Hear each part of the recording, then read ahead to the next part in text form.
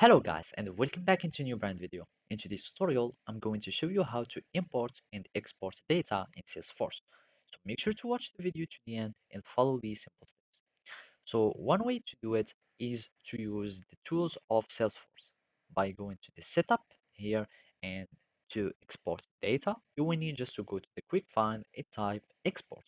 So from here, we will find the data export.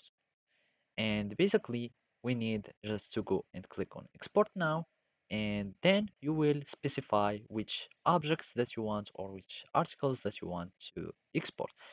If you want to include all the data, you will just to choose this one. And if you want, for example, only the assets, you will need just to click on assets and you will be able to start exporting.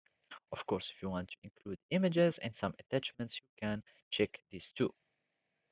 And if you want to import data, you will need just to go to the import data. So from here, we can go to the data import wizard. And from here, we launch the wizard and we choose the objects. If you have custom objects, you can save them here. And here we can choose the objects.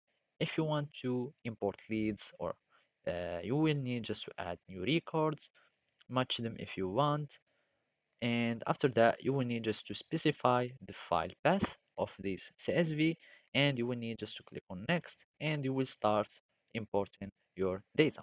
Another way to do it is by using this Salesforce Inspector Reloaded uh, extension. It is a web extension that you can install in your Chrome web browser store, and basically after installing it you will be able to find this data export and the data import.